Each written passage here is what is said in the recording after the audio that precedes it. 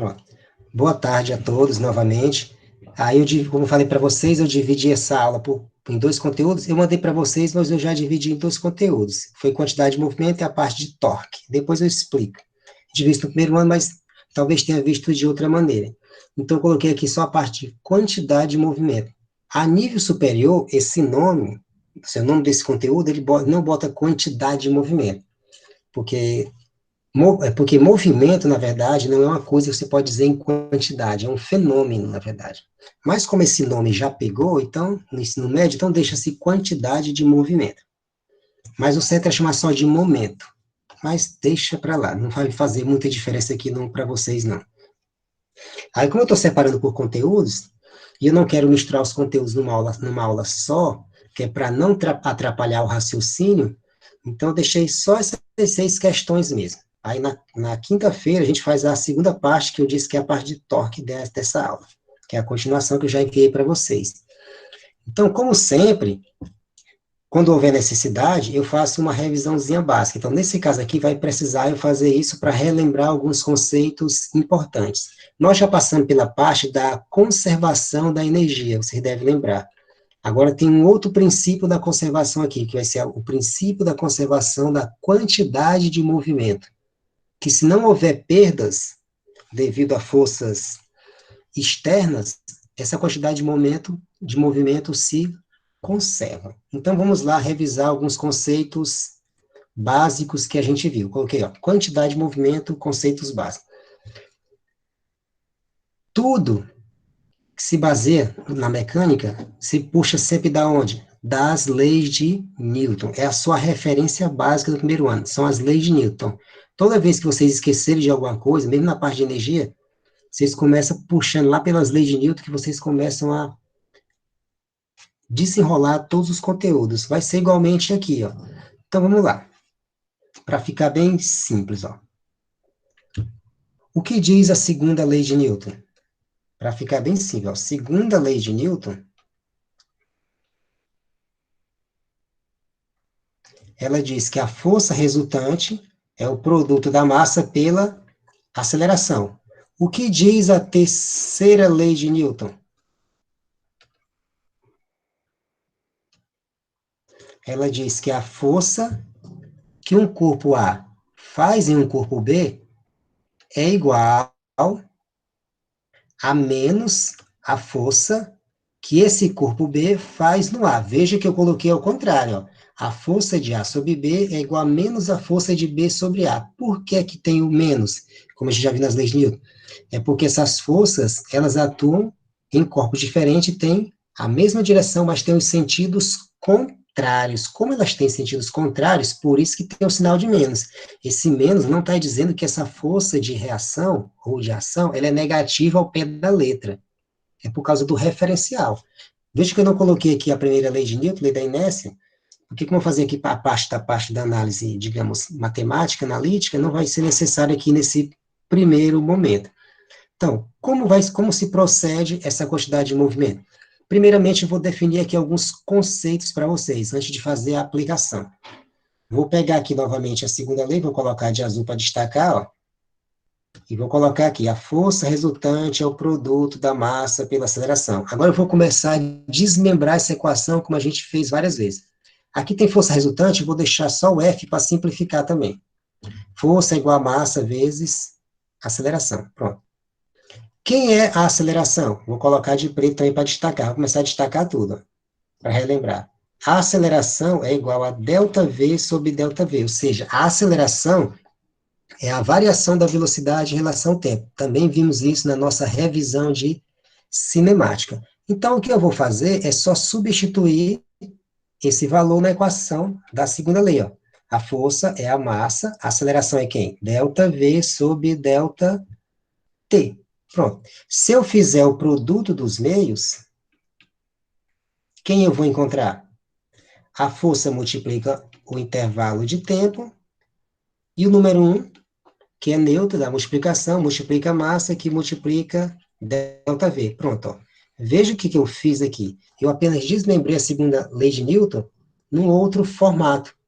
E esse novo formato recebe alguns nomes de algumas grandezas novas. Aí você pergunta, mas para que essas coisas novas, se ela já vem da segunda lei? Mas é questão de explicação de alguns fenômenos.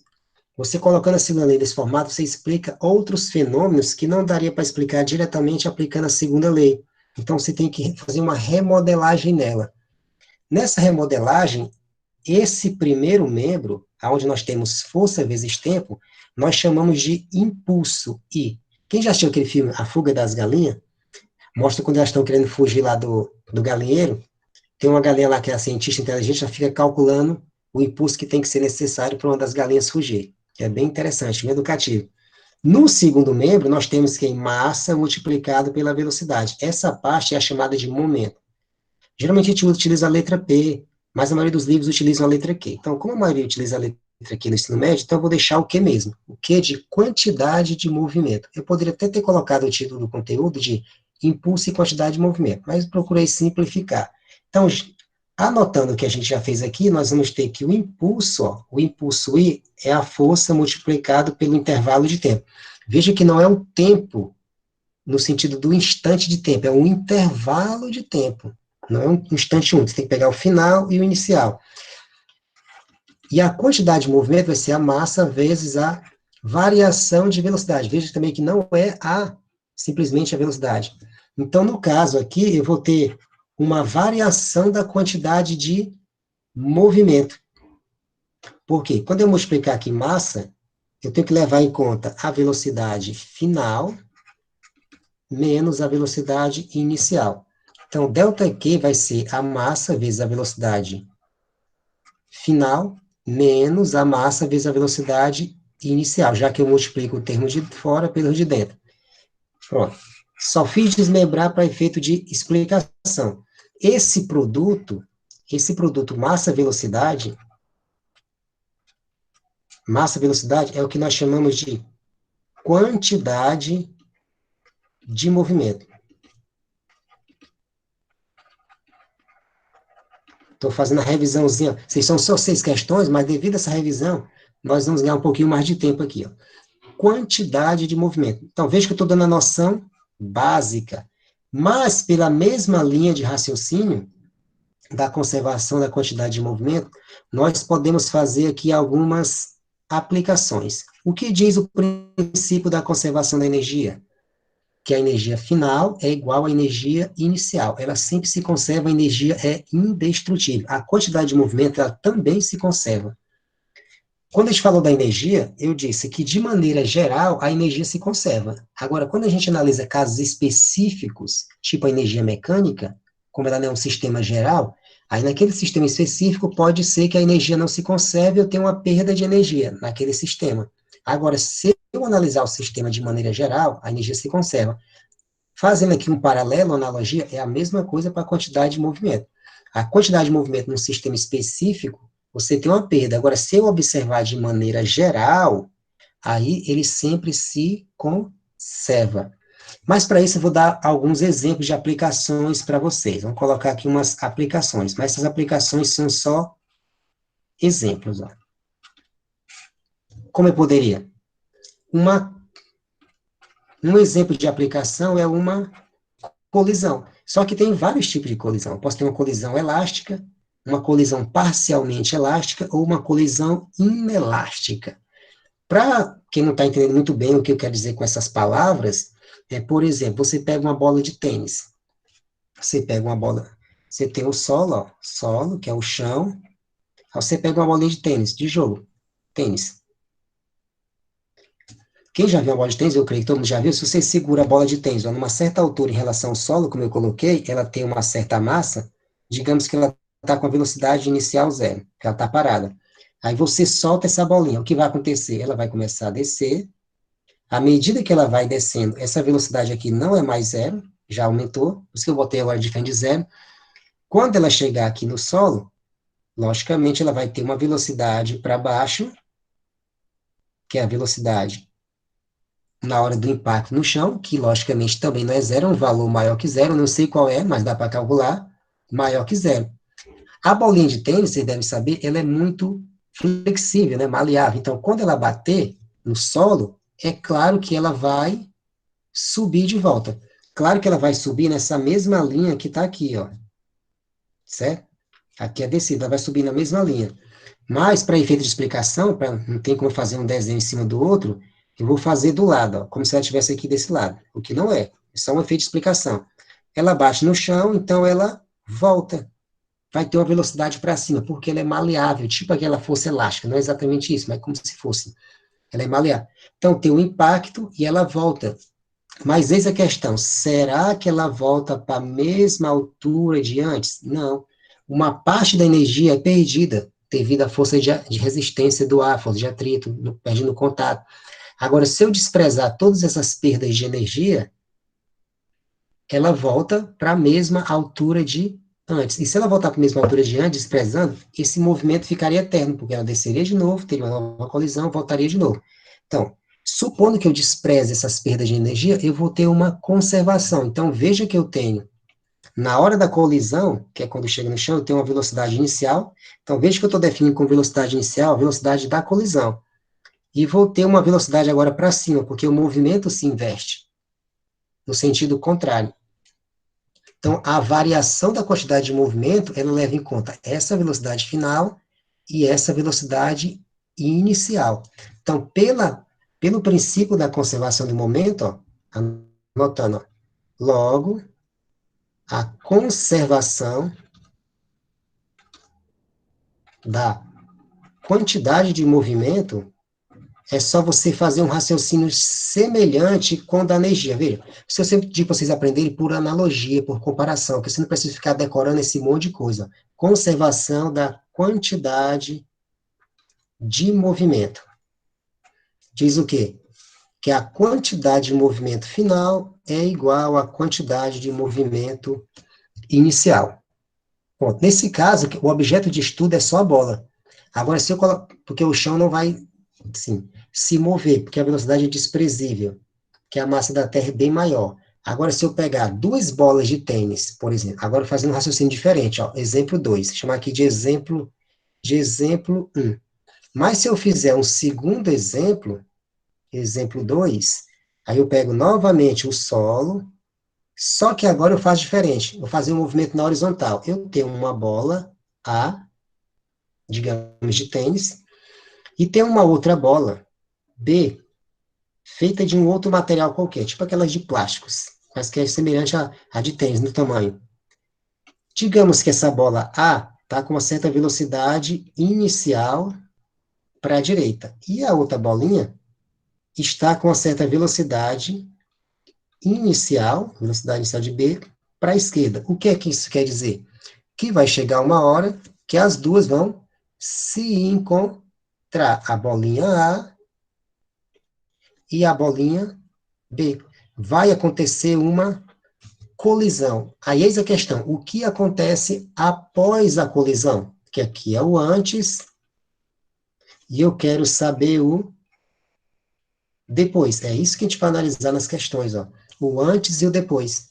Numa situação típica dessa. Tá vendo por que não dá para me aplicar diretamente as leis de Newton? Porque ia dar muito mais trabalho. É bom eu já remodelar desde antes e ter umas grandezas novas. Por isso que eu defini o impulso e a quantidade de movimento. Então, no caso, como ficaria a situação depois?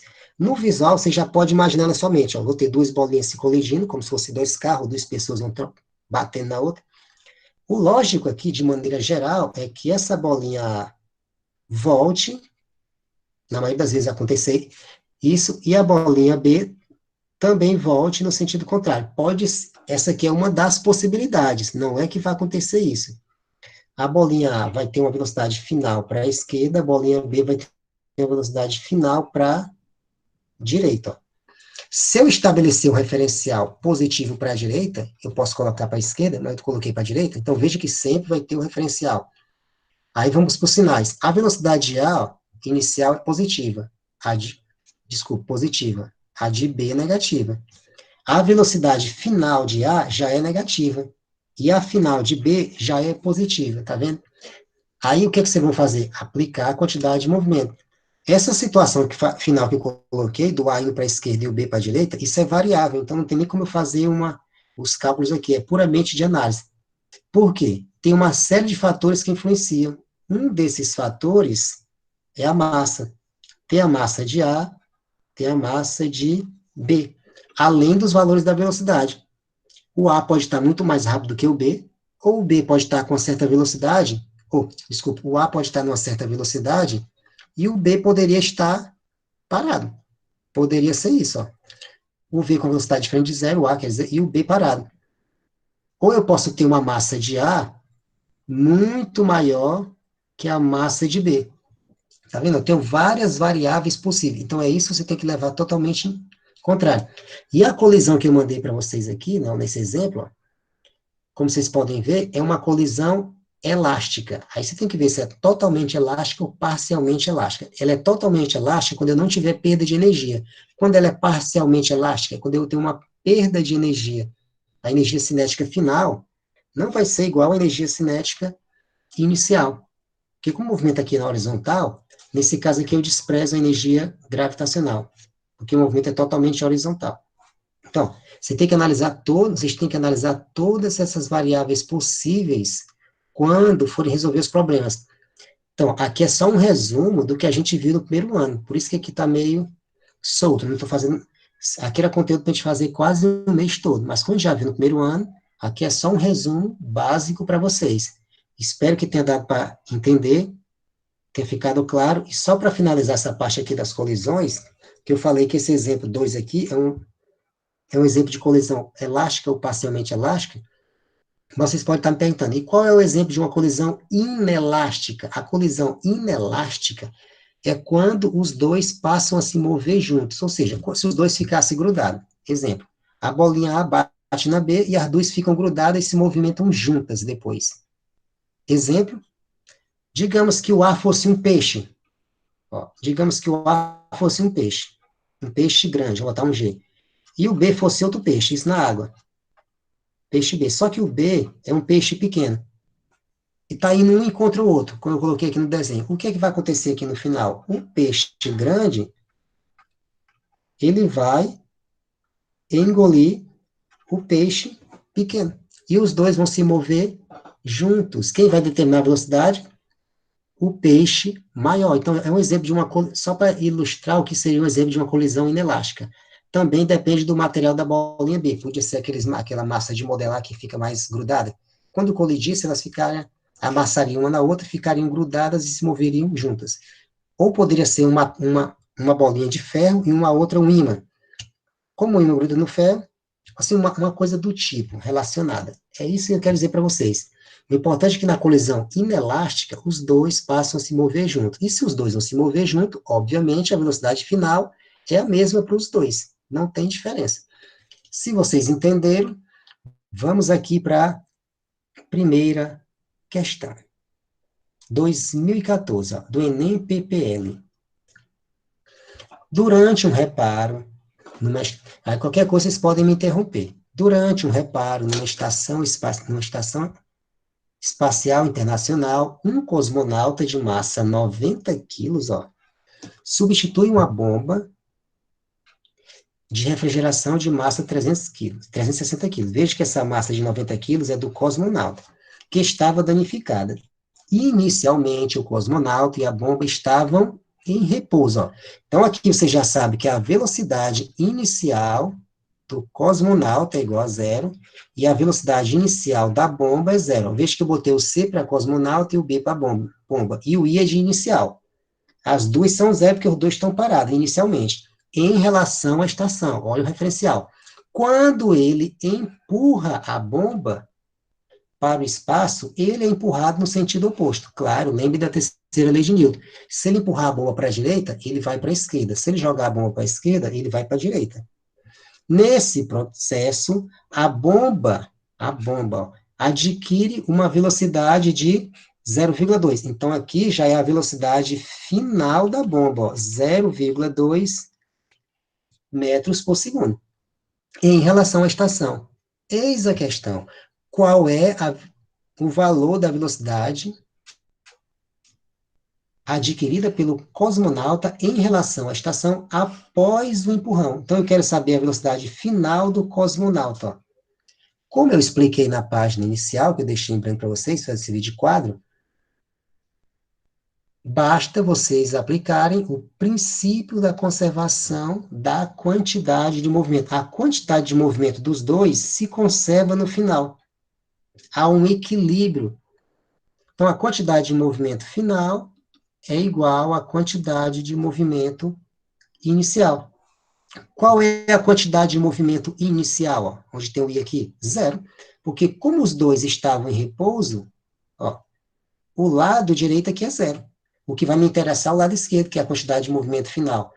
Qual é a definição de quantidade de movimento? A quantidade de movimento é a massa vezes a velocidade. Olha o que eu escrevi aí atrás dessa linha pontilhada.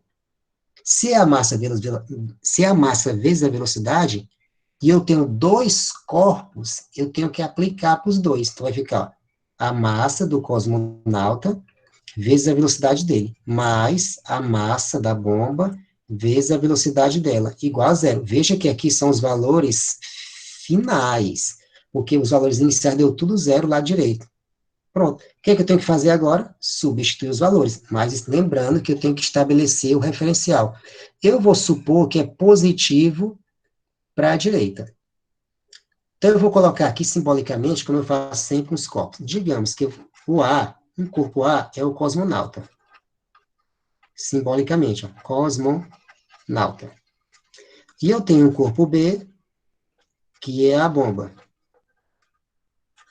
O que diz a questão? Quando ele empurra a bomba, ela passa a se mover com a velocidade de 0,2 metros por segundo. E o cosmonauta se move no sentido contrário. Veja que eu estou estabelecendo que o cosmonauta foi para a direita, então a bomba é para a esquerda. Podia ser o contrário, não faz diferença. Aqui é meramente ilustrativo. Aí eu quero saber a velocidade do cosmonauta, só que aqui é a velocidade final. Quando eu substituo os valores, eu tenho que levar em conta o referencial. Qual é a massa do cosmonauta? Ó, 90. Qual é a velocidade dele? Não sei, repete, a velocidade final do cosmonauta. Mais, qual é a massa da bomba? 360. Qual é a velocidade final da bomba? 0,2. Só que como ela está no sentido contrário ao referencial, na hora de substituir tem que colocar o sinal de menos. Tudo isso igual a quanto? Zero. Então eu vou ter 90, velocidade do cosmonauta, ou seja, 90 vezes multiplicado, mais com menos é menos, aí eu tenho 360 multiplicado por 0,2. Eu posso cortar esse zero com esse zero do 0,2, ao zero do 360 com 0,2, aí eu vou ter 36 multiplicado por 2, que é 72, igual a zero. Esse 72 está negativo, ó, vai para o segundo membro e fica positivo. Ó. Observe como foi feito para dar certo. Ó. Ficou tudo positivo, bonitinho. Ó. Então, como 90 está multiplicando, vai para o segundo membro, dividindo. Então, eu terei 72 para 90. Como 72 é menor que 90, eu tenho que emprestar um zero. Ao emprestar um zero, obrigatoriamente eu tenho que colocar um zero aqui embaixo. Fica 720 para 90, 72 para 8, para 9, basta lembrar que 8 na tabuada, multiplicado por 9, dá 72. Então, aqui dá 8. Então, a velocidade é 0,8 metros por segundo. Resposta certa, letra E. Simples assim. Espero que tenham entendido. Qualquer dúvida, é só perguntar. Veja que essa relação aqui eu expliquei na página inicial, quantidade de movimento, massa vezes velocidade. Aí é só aplicar os dois corpos. Foi isso que eu fiz. Apliquei primeiro, apliquei para o segundo. Isso para calcular a quantidade final. Para a quantidade inicial, por que que eu não apliquei? Porque como os dois estão em repouso, eu já sei que é zero. Aí só calculei a parte final. Para o cosmonauta e para a bomba. Estou só recapitulando aqui resumidamente. Como ninguém perguntou nada, é porque não tem dúvida, espero que já tenham feito o print. Vamos para frente. Professor, Oi, diga aí. por que nas alternativas está ao quadrado? É Ah, metros por não, segundo ao quadrado? não, foi só uma redigitação aqui. Vou apagar esse aqui. Foi uma redigitação esse aqui, ó. Muito obrigado Ah, pela certo. informação. Muito obrigado pela informação. Esse aqui é o erro de digitação. Vou até riscar aqui, ó. Eu devo ter copiado e colado de algum lugar e ficou aqui por engano. Pronto, já deletei aqui. É metros por segundo. Pronto, tá aí. Eu devo ter copiado e colado aí de algum lugar as informações aí. Saiu um quadrado aí de maneira errônea. Pronto, vamos para a próxima. Eu pensei que era alguma dúvida. Menos mal que ainda bem que não foi dúvida. Mostra aqui entender. Pronto, eu fiz uma de cálculo, agora vamos para uma conceitual. Vamos ver qual que vocês acham mais difícil. Eu acho mais difícil a conceitual, porque você sempre fica na dúvida, mas vamos ver. O pêndulo de Newton, espero que vocês já tenham visto esse brinquedo uma vez na vida, pode ser constituído por 5 pêndulos idênticos, suspensos em um mesmo suporte. Em um dado instante, as esferas de 3 pêndulos, como vocês podem ver, tem a figura representativa do problema, em um dado instante, as esferas de 3 pêndulos são deslocadas para a esquerda e liberadas, deslocando-se para a direita e colidindo elasticamente. Eu expliquei o que é uma colisão elástica, é quando a energia cinética final é igual à energia cinética inicial, ou seja, você tem conservação da energia, com as outras duas esferas que inicialmente estavam paradas, velocidade zero. Então, essas duas estão paradas, e essas estão com uma certa velocidade. Vejam que, como as 5 bolas são iguais, se eu disser que a primeira tem uma massa m, todas as outras têm a mesma massa. Então, aqui eu tenho 2m de massa, aqui eu tenho 3m, simbolicamente. O movimento dos 3 pêndulos, após a primeira colisão, está representado aonde? Letra A, B, C, D ou E. Para quem tem dificuldade para fazer uma interpretação nisso aqui, eu vou fazer uma ilustração, se alguém já viu esse brinquedo na vida. Como é que funciona o pêndulo? O pêndulo de Newton, ele tem várias bolinhas penduradas. Aqui tem 5, mas podia ser muito mais do que 5, elas ficam todas coladas uma na outra. Colada foi de expressão, não é grudada. Só encostada uma na outra. Pronto, tá aí. Aí o que é feito? Uma dessas bolinhas, colocar de preto, uma das bolinhas do lado esquerdo, por exemplo, é puxada.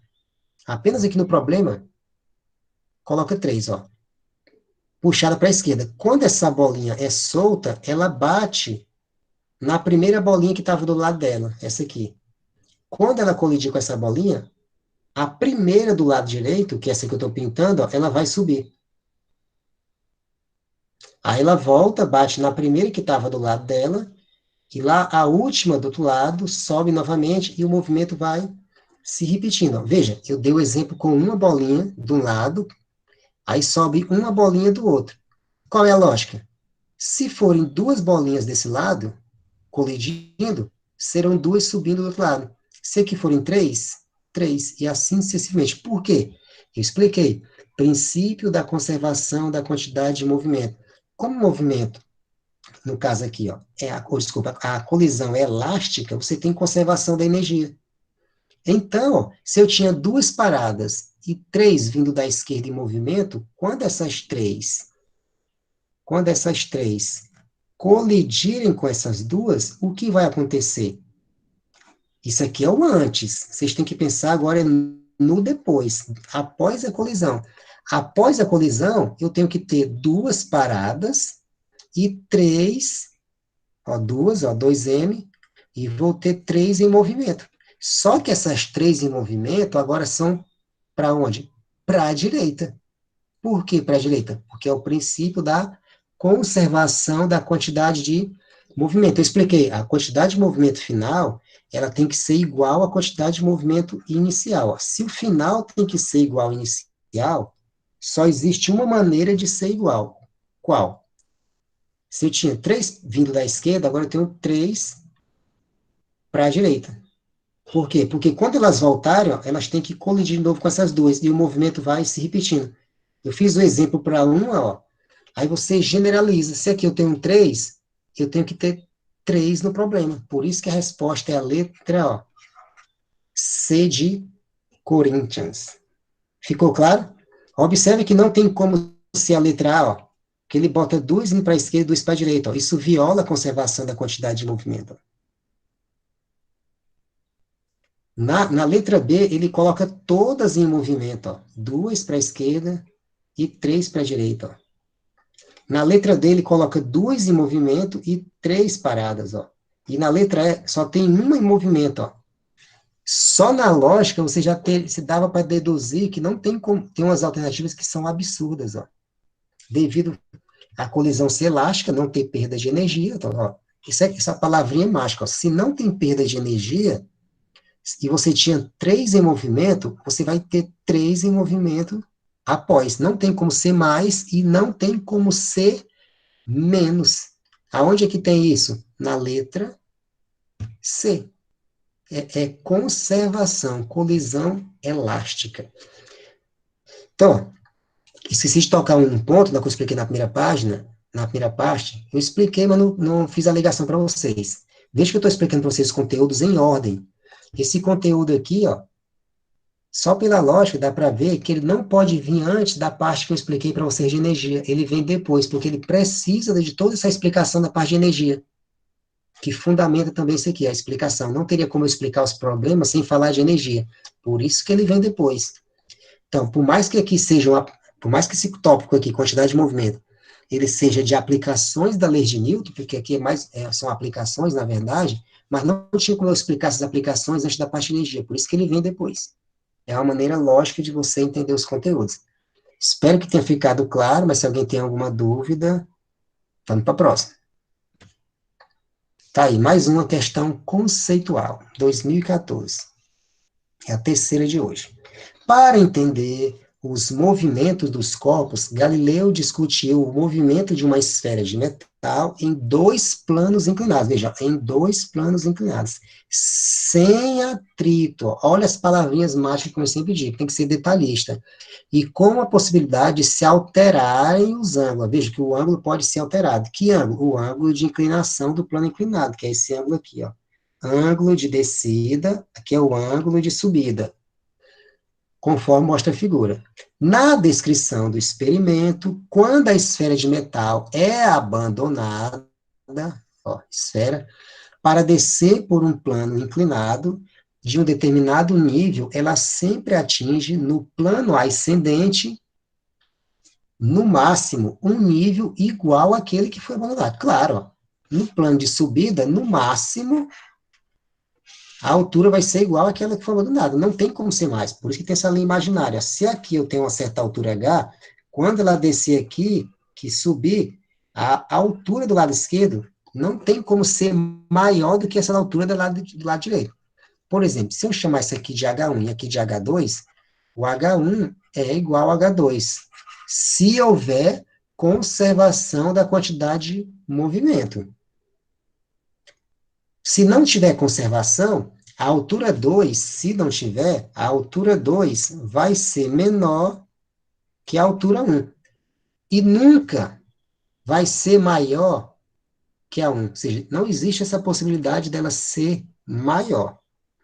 Se o ângulo de inclinação do plano de subida for reduzido a zero, ou seja, agora ele fez uma suposição. O ângulo de subida, o de subida é esse, ó. E aqui está o ângulo, vou chamar de alfa, por exemplo. Aqui é um beta. Ele está falando, e se eu reduzir esse ângulo a zero? O que é reduzir a zero? Essa rampa aqui, ó, que está destacada aqui, o plano inclinado, reduzir a zero era, por exemplo, eliminar a rampa e deixar a pedra circular aqui, ó, nessa linha vermelha, ó. Quando ela descer nessa rampa da direita, ela vai percorrer aqui o solo na horizontal. É isso. A partir do final da primeira rampa, ela começa a percorrer na horizontal. Então, ó, se o ângulo de inclinação do plano de subida for reduzido a zero, a esfera letra A manterá sua velocidade constante, pois o impulso resultante, lembre que eu falei, o impulso é a força vezes o intervalo de tempo. O impulso resultante sobre ela será nulo. B, manterá sua velocidade constante, pois o impulso de descida continuará a empurrá-la. D, diminuirá gradativamente a sua velocidade, pois não haverá mais impulso para empurrá-la. D, diminuirá gradativamente a sua velocidade, pois o impulso resultante será contrário ao seu movimento. Letra E, aumentará gradativamente a sua velocidade, pois não haverá nenhum impulso contrário ao seu movimento. Vamos lá, eu não fiz a revisão na primeira página, que eu falei para vocês, fiz até até enfatizei isso, porque não tinha necessidade daquela parte matemática. Mas vocês devem lembrar que tem uma lei que é a chamada lei da inércia, que é a primeira lei de Newton. Como essa parte era mais conceitual, aí eu não coloquei na primeira página que não tinha necessário. O que diz a lei da inércia?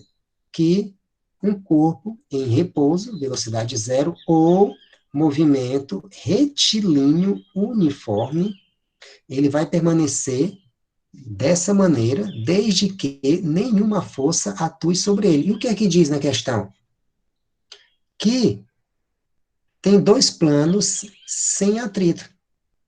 Certo? Se é sem atrito, ó, veja que, se não tem atrito, quando esse plano inclinado aqui da esquerda for colocado aqui abaixo, ó, na horizontal, a bola vai se mover sobre ele na horizontal, mas ele continua sem atrito. Se ele continua sem atrito, a força resultante sobre a bolinha é zero. Então, tudo isso aqui que está na questão continua sendo válido. Então, quando ele descer, ó, eu expliquei na primeira página, a bolinha está com velocidade zero lá no alto. Mas à medida que ela vai descendo, a velocidade vai aumentando. Quando ela chegar na parte de baixo, a velocidade final não é mais zero. Só que a partir desse movimento, como é o final da queda e o restante do movimento é na horizontal, a partir desse momento, a velocidade ela é constante, ou seja, a partir do momento que ela chega no final da rampa, quando o ângulo for reduzido a zero, a velocidade é constante. Porque não tem como a velocidade aumentar na horizontal se não tiver nenhuma força impulsionando. Então, aonde fala velocidade constante, está correto. Não tem como a velocidade diminuir, porque o movimento não tem atrito sobre ele. Também não tem como aumentar. Qual é a lógica da velocidade aumentar na horizontal sozinha? O corpo vai aumentar a sua velocidade sozinho? Diminuir teria lógica, se tivesse atrito. Mas aumentar não tem como. É impossível aumentar sozinha a velocidade. Então, a letra C, a letra D e a letra E estão erradas. Só sobrou a letra A e a letra B, que fala velocidade constante. Falta só eu ver o restante da alternativa. Que diz o que para a letra A? Manterá sua velocidade constante, pois o impulso resultante sobre ela será nulo. O que é que diz o impulso? O impulso é a força vezes o tempo. Como não tem força de atrito, não vai ter nenhuma força atuando, porque também é na horizontal, também não tem nenhum peso. Nesse movimento de descida, tinha um peso que era a força da gravidade, mas na horizontal não vai ter a força da gravidade. Como também não tem atrito, ó, então essa força que atua sobre a bolinha na horizontal, que é a partir da descida da primeira rampa da direita, é zero. Ora, mas se o impulso é força vezes tempo, se eu colocar um zero na força, o impulso vai a zero. Então, veja, como eu sempre falo para vocês, às vezes a questão não tem conta, mas você faz um raciocínio matemático, que foi o que eu fiz agora. Então, realmente, o impulso resultante será nulo. Resposta certa, letra A. E o que diz na B, só para conferir? Manterá sua velocidade constante, pois o impulso da descida continuará a empurrá-la. Como é que vai continuar a empurrá-la? Se não tem força na horizontal, não tem força de atrito nem peso, só tem impulso se tiver uma força aplicada. Nesse caso, não tem. Então, a resposta certa, letra A. Simples assim. Se não tiver dúvida, vamos para a próxima. Mais uma. 2016, está se aproximando. O trilho de ar é um dispositivo, vocês podem até pesquisar sobre isso, o pessoal utiliza muito isso em laboratório de física. É interessante estudar sobre isso. Uma pesquisa boa, fica mais atualizado. O trilho de ar é um dispositivo utilizado em laboratórios de física para analisar movimentos em corpos de prova, carrinhos, podem se mover com atrito desprezível, ou seja, o atrito não é zero, mas como ele fala desprezível, você não precisa levar em consideração. A interpretação é essa. A figura, porque é muito pequeno, a figura ilustra um trilho horizontal, ó. Se é horizontal, você não vai ter ação do peso do corpo sobre ele, no caso, no sentido do movimento. A figura influenciando. A figura ilustra um trilho horizontal com dois carrinhos, ó. Aí você pode identificar os carrinhos, ó, na questão, ó, carrinho 1, carrinho 2. Em que realiza um experimento para obter a massa, em que realiza o experimento para obter a massa, ó, para obter a massa do carrinho 2. No instante em que o carrinho 1 de massa 150 gramas, então você já sabe que esse carrinho 1 aqui, que ó, ele tem uma massa de 150 gramas. Aí ele passa a se mover com velocidade constante. Então, você já sabe que a velocidade dele é constante. E o carrinho 2 está em repouso, ó. O carrinho 2 está parado, ó, paradinho. Então, a velocidade dele aqui é zero. Então, eu vou colocar assim, velocidade inicial de 2 é zero. Veja que ele não dá o valor da velocidade inicial do primeiro carrinho, ó. Vou deixar aqui uma interrogação. No momento em que o carrinho 1 se choca, o que é se chocar? É uma colisão, como eu expliquei. Porque esse carrinho está se movimentando, olha a setazinha, ele está se movimentando para a direita, o carrinho 2 está parado. Aí ele vai indo, aí ele vai colidir com o carrinho 2. Botar só um C, ó, carrinho 1 colidiu com o carrinho 2. Colidir com o carrinho 2, aí vem a palavrinha mágica aqui, como sempre, ó. Depois da colisão com o carrinho 2, ó, ambos passam a se movimentar juntos. O que é se movimentar junto? Depois dessa colisão, você vai ter isso aqui, ó, carrinho 1, carrinho 2, eu botei abreviado, ó, se movendo juntos. Vai ficar tipo grudado no outro. Se eles vão se movimentar juntos, não vai ter duas velocidades, um para outro. A velocidade é a mesma para os dois, é como se fossem um corpo só, eles fossem siameses, tivessem um apregado no outro mesmo. Também com velocidade escalar constante, ó, observe os detalhes, continua sendo velocidade constante. Os sensores eletrônicos distribuídos ao longo do trilho determinam as posições e registram os instantes associados à passagem de cada carrinho, gerando os dados do quadro. Aí você pode ver a tabela aqui que mostra todos os valores, ó, posição, instante para o carrinho 1, posição, instante para o carrinho 2. Aí ele vai marcando a posição. Com base nos dados experimentais, o valor da massa do carrinho 2 é igual a quanto? Basta, mais uma vez, aplicar o princípio da conservação da quantidade de movimento, como eu sempre falo, usando o mesmo raciocínio da energia. A quantidade de movimento final é igual à quantidade de movimento inicial. Esse movimento ele se conserva. Qual é a definição básica de quantidade de movimento? Você tem que lembrar, a quantidade de movimento é massa vezes velocidade. O que é que você tem que fazer? Aplicar para os dois corpos, porque eu tenho dois corpos, você tem que aplicar duas vezes. Só que aí você tem dois momentos. Você tem um momento antes. Quem é esse antes? É antes da colisão. E tem a situação depois. Qual é a situação depois? É após a colisão. A situação antes é quando os dois corpos estão separados. Vai começar a interação ainda. E depois os dois passam a se movimentar juntos. Aí você tem que aplicar esse princípio da conservação. Como é que vai ficar? Primeiro, no final, ó, coloquei quantidade final igual a quantidade inicial.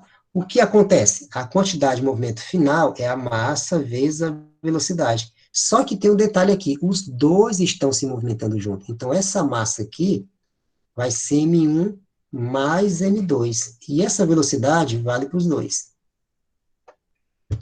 Quem é a quantidade de movimento inicial? Agora não. Na parte inicial, os dois estão separados. Então, essa equaçãozinha é aplicada duas vezes.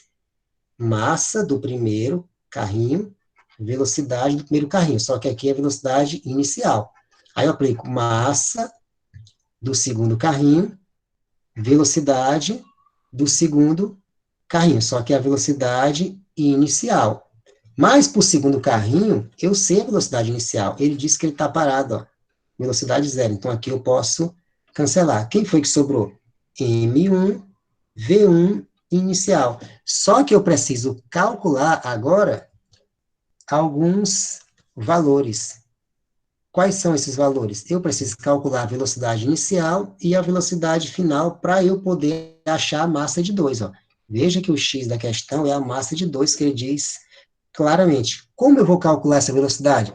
Lembre da nossa revisão de cinemática. Por isso que agora eu estou explicando de maneira organizada, porque vai se formando a base. Ó. Vou fazer lá no alto a primeira velocidade. Primeiro para o carrinho 1. A velocidade inicial do carrinho, aí lembra, qual é a definição básica de velocidade? É a distância dividido pelo tempo. Então, é ΔX para ΔT. Por que eu não coloquei o D? Porque não tem uma distância propriamente, eu tenho as posições. Mas o ΔX é a posição final menos a posição inicial. Quem é o ΔT? Tempo final menos tempo inicial. Então, vamos pegar aqui, como ele se movimenta com velocidade constante, ó, se eu pegar aqui o momento antes da colisão, ó, que até acontece até 1 segundo, ó, 15 para 30, ó, então eu vou ter posição final 30, posição inicial 15, ó. Então vai ficar 30 menos 15, ó, por carrinho 1, veja a tabela. Quem é o tempo? Vai de 0 até 1. Então é 1 menos 0. Como esse 0 eu posso cancelar, e esse 1 também é neutro, pode eliminar, fica 30 menos 15, que dá 15. Então a velocidade inicial dele é 15 metros por segundo. Agora eu vou fazer a velocidade final. Quem vai ser a velocidade final? Não precisa chamar de velocidade 1 final e de 2 final, segundo o carrinho. Como os dois estão se movimentando junto, a velocidade vale para os dois, eu vou chamar só de velocidade final. Como é que calcula? Do mesmo jeito, ΔX para ΔT, igual a... Agora aqui você tem que ter cuidado num detalhe. Como a velocidade é constante, aí você poderia imaginar que pode pegar qualquer valor.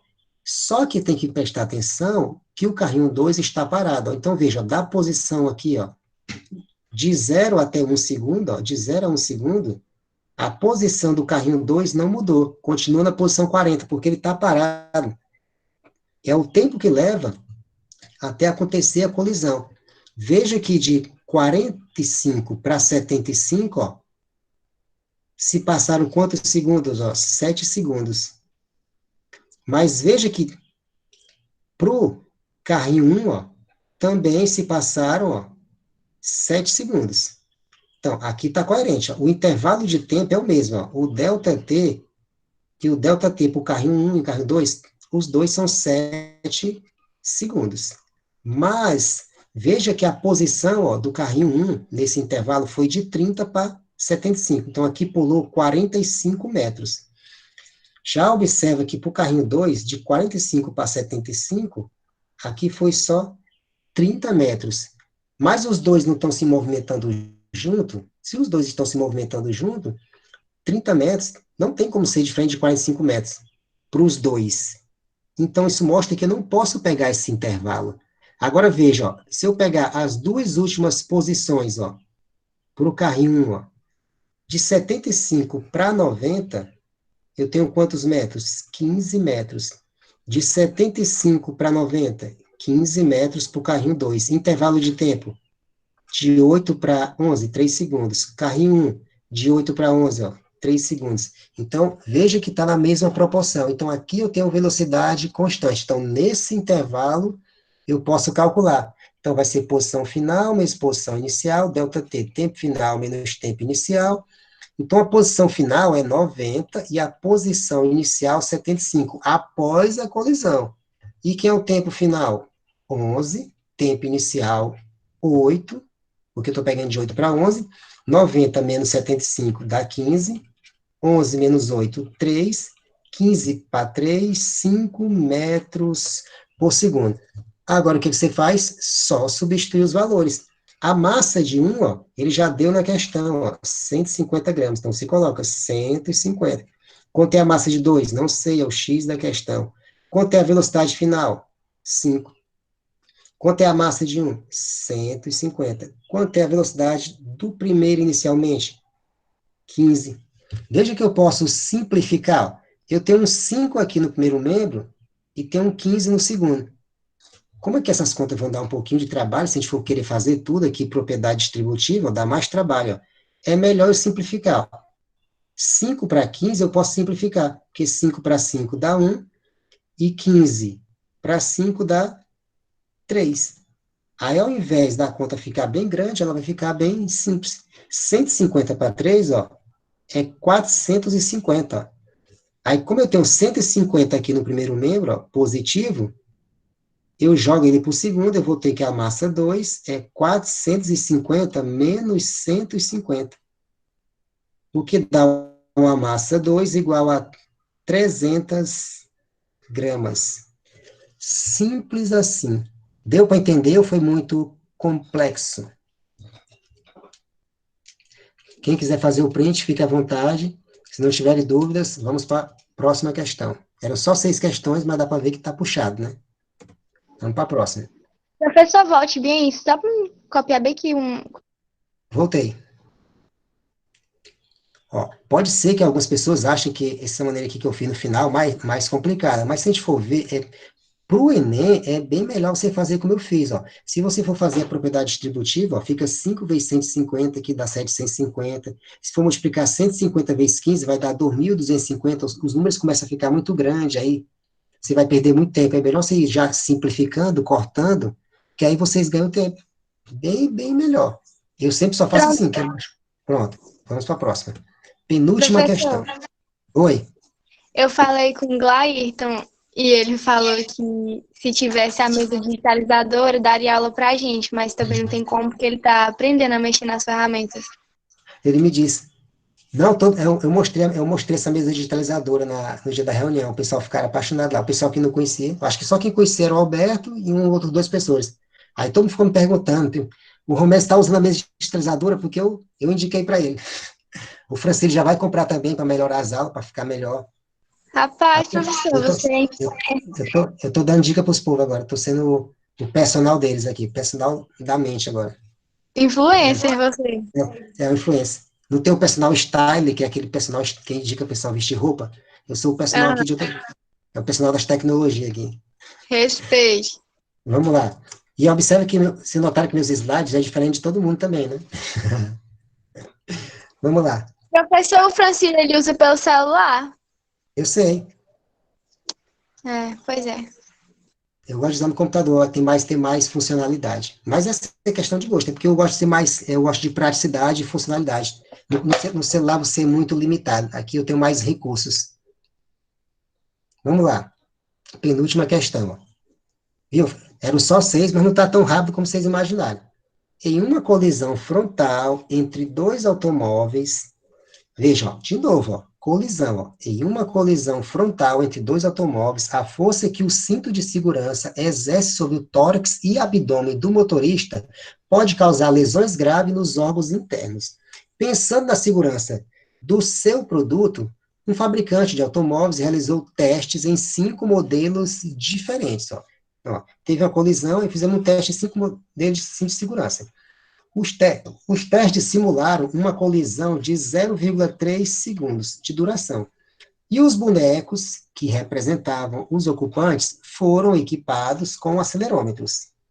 Esse equipamento registra, né, o acelerômetro, esse equipamento registra o módulo da desaceleração do boneco em função do tempo. Então, veja, é um gráfico ó, onde o eixo Y é o acelerômetro e o eixo X, que vocês chamam na matemática, ó, é o tempo.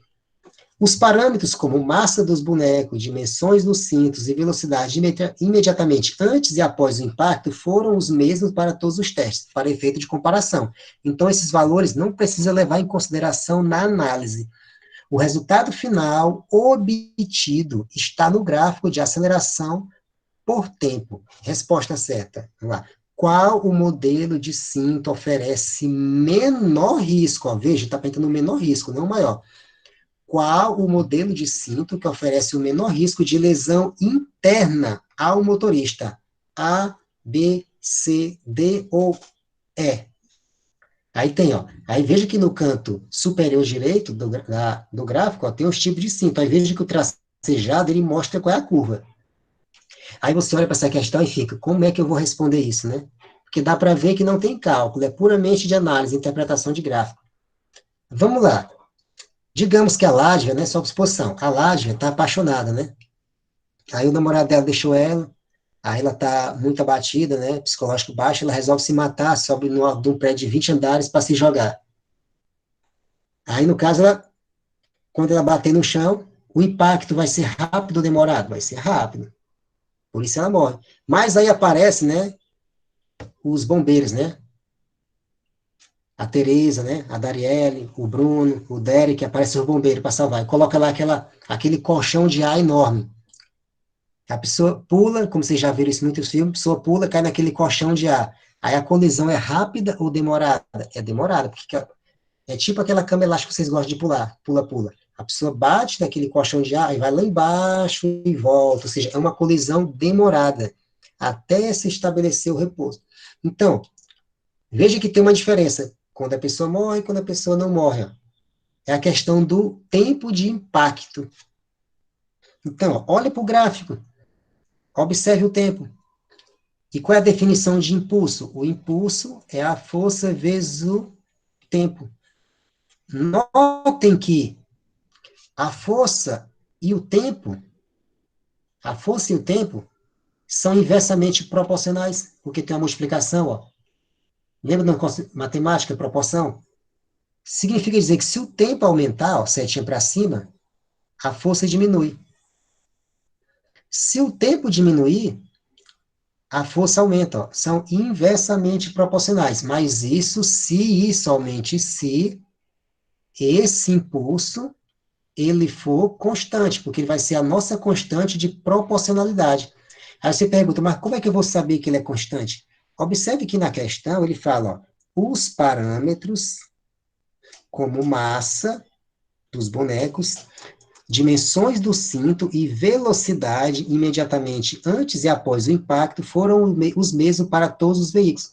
Aí vocês lembram, o que foi que eu falei da quantidade de movimento? A quantidade de movimento, ela não é a massa vezes a velocidade? Ora, se a massa é a mesma e a velocidade é a mesma, então a quantidade de movimento também é a mesma. Então a quantidade de movimento ela é o quê? Constante. Se a quantidade, só que isso ele é constante tanto antes como após. Então, se a quantidade de movimento é constante, então a variação da quantidade de movimento também é constante. Ó. Não muda.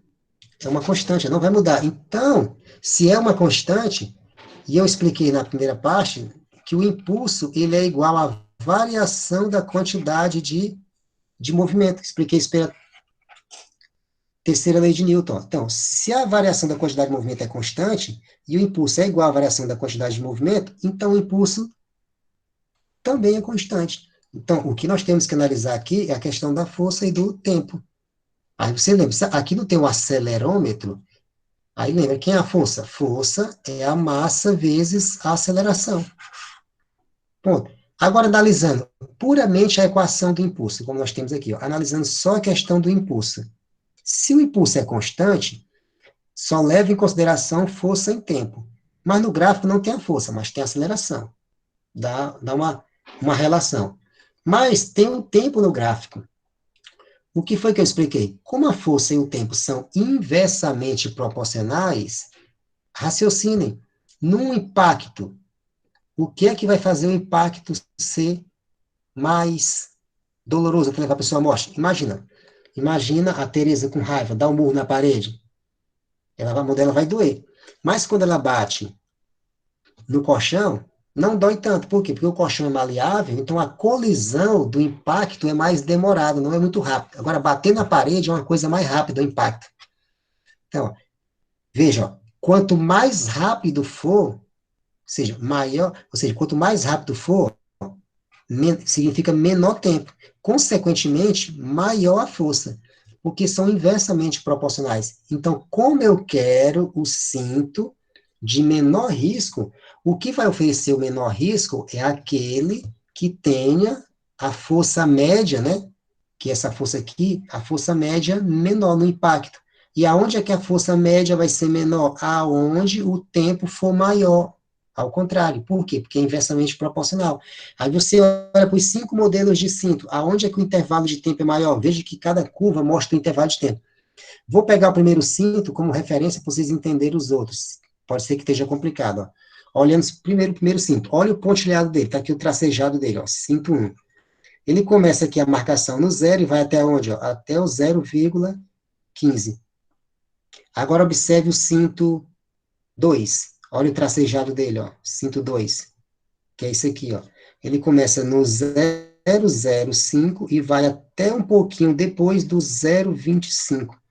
Dá para ver que, claramente, o tempo é bem maior do que o do primeiro.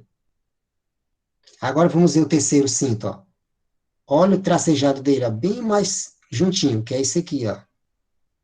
Aonde é que começa? No 0,1 e vai até onde? O 0,2.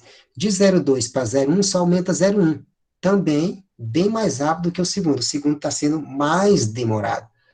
Agora vamos pegar novamente mais outro, ó. Vou colocar aqui de outra cor para não confundir vocês. Pronto. Vamos lá. Quarto cinto, ó. Espero que esteja dando para ver esse verde aí, ó. Quarto cinto. Olha o tracejado, a linha contínua, ó. É esse aqui, ó. 4.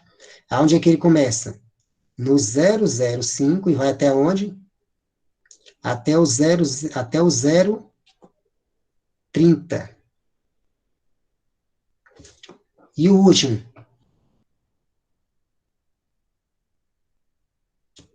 Que é o 5, ó. Vou botar de amarelo aqui, acho que dá para ver. O último 5, ó. Ele começa no 02 e vai até onde?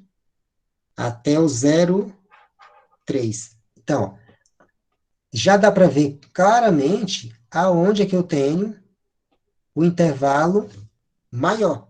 Porque, ó, eu botei aqui 0,25, ó, certo? Eu botei aqui 0,25, mas se vocês observarem, na verdade, não é 0,25, né? Não é 0,25. Ele passa do 0,25, ó. Entendeu? Ele passa um pouquinho. Eu coloquei aqui só para efeito de explicação, ó. Ele está dando quase 0,27,5, alguma coisa, ó. Tá passando aí, ó. Eu creio que dá para ver, ó. Então, a curva do 2, ó, vai aqui, ó. 0,05 até, ó, 0,25, ó. Tá dando para todo mundo enxergar? Creio eu que sim, né? Então, qual é o que tem a curva, digamos, mais achatada? O pico de tempo maior. Tipo, lembra do coronavírus, ó? Qual é o que tem a curva mais achatada? O pessoal gosta de falar isso, né? O achatamento da curva, né? Onde é que tem uma curva mais achatada, ó? Lembra do coronavírus, ó? Observa o pico dos outros, ó. O pico dos outros, ó, tá bem maior. Então, você vê o intervalo de tempo e também vê, ó, o que mostra claramente que o cinto melhor para vocês usarem é o cinto 2, ó. O coronavírus ajuda vocês a responder essa questão aqui, ó. Ficou claro? Foi muito complicado? Deu para entender? Se ninguém falou Deu nada, sim. se ninguém falou nada, vamos para a prova. Ó, a dica que eu falei aqui do coronavírus, né, ajuda bastante. Ó, viu como essas coisas são educativas? Você começa a relacionar uma coisa com a outra, ó. Então, ó, veja, porque se o impacto é rápido, significa tempo pequeno, força grande, ó. Por isso que esse pico aqui é bem alto, ó. O tempo está concentrado aqui no 0,15, ó. Por isso que o 2 é onde está a curva mais espaçada. Vamos lá para a próxima. A última de hoje. Em qualquer obra de construção civil, é fundamental a utilização de equipamentos de proteção individual, tal como capacetes. Por exemplo, a queda livre, ó, queda, né? Então, o movimento aqui vai ser vertical. Ó. A queda livre de um tijolo de massa 2,5 quilos, de uma altura de 5 metros, cujo impacto contra um capacete pode durar até 0,5 segundos, resulta em uma força impulsiva média maior que o peso do tijolo. Suponha que a aceleração gravitacional seja 10 metros por segundo quadrado, e que o efeito de resistência do ar seja desprezível. Então, ó, você vai desprezar as forças de resistência. Então, se você vai desprezar as forças de resistência, então você pode dizer que a energia aqui, ela é conservada, no caso, a energia mecânica, porque como o movimento é na vertical, então eu vou ter a energia potencial gravitacional e energia cinética. Então, a força impulsiva média, então a força impulsiva média, vou interrogar aqui, gerada por esse impacto, equivale ao peso de quantos tijolos? Então, veja que ele está fazendo uma comparação. Tem o peso do tijolo, ele quer saber quantas vezes essa força média é maior que o tijolo. Então, essa resposta de 2, 5, 10, 20 e 50, na verdade, não é o valor da força. Por exemplo, não é 2 newtons, 5 newtons, 10 newtons, 20 ou 50 newtons. Esse aqui é o valor da quantidade de tijolos, já que ele está fazendo a comparação. Então, qual é o peso do tijolo? É massa vezes gravidade. Quanto é a massa? 2,5. Está aqui a massa do tijolo, 2,5. Quanto é a gravidade? Está aqui 10, ó. Então, 2,5 vezes 10 dá 25 newtons. Pronto, eu já sei que um tijolo tem esse peso aqui, ó. Vejam. Então, eu quero saber a quantidade de tijolos na comparação equivale a essa força. Por exemplo, se essa força der 25, ia valer um tijolo, mas veja que não tem resposta. Então, você já sabe que dá mais do que um tijolo. Pode ser 2, 5, 10, 20 ou 50. Vamos lá. Como é uma queda e tem um tijolo, vou colocar aqui um retângulo, já que o tijolo é retangular, de massa M, para representar o tijolo. Então, tem uma força atuando sobre ele, que é a força da gravidade. Por isso, ele cai. Ao cair, a velocidade vai aumentando. Inicialmente, a velocidade dele é zero. À medida que ele for caindo, a velocidade vai aumentando. Então, esse tijolo, quando ele chegar no solo, ele vai ter uma certa velocidade. Mas qual é essa velocidade? Lembrando do nosso conteúdo de energia, como o movimento é na vertical, ele está numa certa altura, então eu posso calcular a energia potencial gravitacional que ele tem aqui lá no alto. À medida que ele descer, essa energia gravitacional vai se transformar totalmente em energia cinética. Então, a energia que eu tenho no início é gravitacional, a energia que eu tenho no final é cinética. Como a energia se conserva, porque não tem resistência do ar, então eu posso comparar. A energia cinética é igual à energia potencial gravitacional. Quem é a energia cinética? mv²/2. Quem é a energia potencial gravitacional? Massa vezes gravidade vezes altura. Eu posso cortar quem? A massa, ó, porque é igual dos dois lados. Faz o produto dos meios, eu vou ter quem? v² vezes 1, 2 GH. Como o quadrado vai para o segundo membro é raiz, então eu tenho que a velocidade é a raiz de 2GH. Agora eu posso substituir os valores. Fica a raiz de 2 vezes a gravidade, que é 10. A altura, veja, dada na terceira linha, 5 metros. 2 vezes 10 é 20, aí multiplica o 5. Fazem bem devagarinho, ó. 20 vezes 5, 100. Raiz de 100, 10. Então, a velocidade, ao final da queda, é 10 metros por segundo. E no final da queda é aonde vai acontecer a colisão do tijolo com o chão, que é o, no caso, com o chão não, com o capacete, né? Tipo, cai na cabeça de uma pessoa, a 5 metros de altura. Aí vai ter um impacto na cabeça da pessoa. Pronto.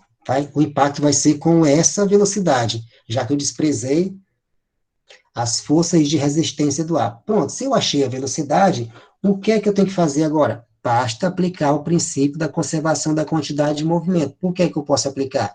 Porque eu desprezei as forças de resistência. Quem é o impulso? O impulso é igual à quantidade de movimento. Porque eu desprezei as forças de resistência. Quem é o impulso? É a força vezes o tempo. Quem é a quantidade de movimento? É a massa vezes a velocidade. Então, F vezes o tempo. Quanto é o tempo? O tempo é o tempo do impacto contra o capacete, que pode durar até 0,5. Então, você coloca aqui, 0,5. Quanto é a massa? Também é dado na questão, 2,5. Qual é a velocidade? Acabamos de calcular, 10. Então, F vezes 0,5 é igual a 2,5 vezes 10, que dá igual a 25. Como esse 0,5 está multiplicando, vai para o segundo membro dividindo, então eu terei 25 para 0,5. Eu posso multiplicar o 2 por 10, para eliminar a vírgula, terei 250 para 5. 250 para 5 dá igual a 50 newtons. Pronto. Comparando 50 newtons com 25 newtons, o que é que dá para entender? Que equivale a quantos tijolos? 2 tijolos. Porque se um tijolo é 25, claramente 2 tijolos equivalem a 50. Então, veja que a questão tem uma pegadinha, Na letra E, tem um valor de 50, Mas a resposta certa é a letra A, porque ele pergunta é a comparação, quantos tijolos vocês vão ter, e qual é a quantidade de tijolos? 2. Resposta certa, letra A. Por isso que eu falo, cuidado, a interpretação de texto é fundamental, não é só fazer as continhas, não. Ó. Ele quer, ó, a força impulsiva média gerada por esse impacto, ó, equivale, ou seja, uma equivalência entre a força e o peso de quantos tijolos. É como se eu perguntasse, a Tereza equivale a quantos pesos da Ládvia? Pronto. Ficou claro? Teve alguma dúvida? Deu para todo mundo entender? Se tiver alguma dúvida, é só me falar. Não, professor, deu para entender.